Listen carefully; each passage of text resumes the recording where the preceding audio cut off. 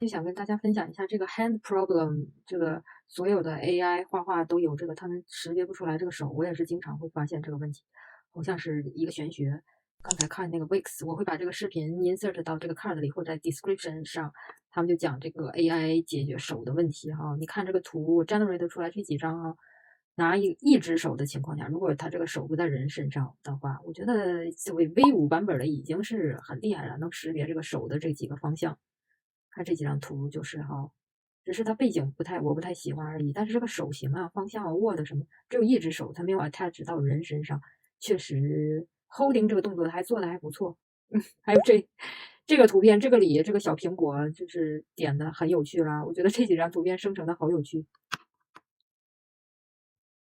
这个主要的关键字是我比较喜欢这个 minimalist detail，还有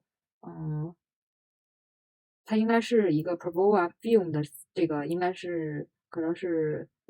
拍布达佩斯那个导演叫 Wes Anderson 最喜欢的这个 style 吧。Anyway，我把这个东西也会放在那个 description 里面，感兴趣的同学可以自提一下。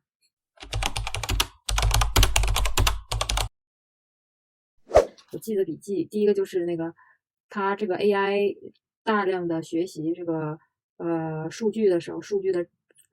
quantity 和 quality 这两个都很重要，质量和数量。你没有数量，怎么产生质的飞跃？所以它 training 这个 data set 要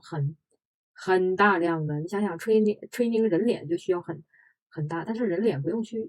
抓，或者是但人脸也是有不同的表情、动作什么的。然后第二个就是这个手啊，它就是平时各种方向、各种状态，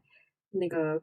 各种用途，反正它就是 figure out 不出来是往哪个方向走，怎么弄东西和东西怎么结合起来。好像正常的画画的同学也是最开始要是画画的时候，也是从画手这个基功开始做起。然后第三个就是这个容错率低，就是它是放出来的 feedback，它也没有，我觉得Midjourney可以在这个设置一个，每次 generate 出来图片如果不满意，是因为手的原因，在哪个地方加一个 button，然后我们所有的 user 都可以 click 这个 button，他就知道收集上来一定数据，就跟那个 Chat GPT 的时候，有时候会反馈出来你对这条满不满意。它这个 Midjourney 应该设计进来，然后这样它才能识别这个手在这张图里你满不满意。但是这个就是需要大量的 user 来帮他去识别，他才知道哦，我这个 generate 出来6根手指头是错的，我以后不会这么干了。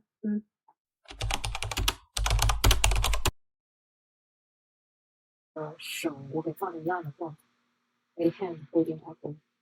下面是4.9，就说明 AI 的 creativity 很高的一个情况。OK，我们再 generate 一下，而且我还是放了 negative prompt 的情况下，我不知道 negative prompt 就是去除一些不好的你不想要的东西，所以我每次都把它们改。这个很有意思，很有艺术感，特别是1、2、3、4、5，这个是什么状态？OK，就是看一下喽，很奇怪的造型。在大家一起玩这个 Midjourney 的过程中就是抱团取暖吧在这个过程中肯定有一些平时找不到答案的问题呢，有可能会在这几个播放列表中出现，所以点它点它。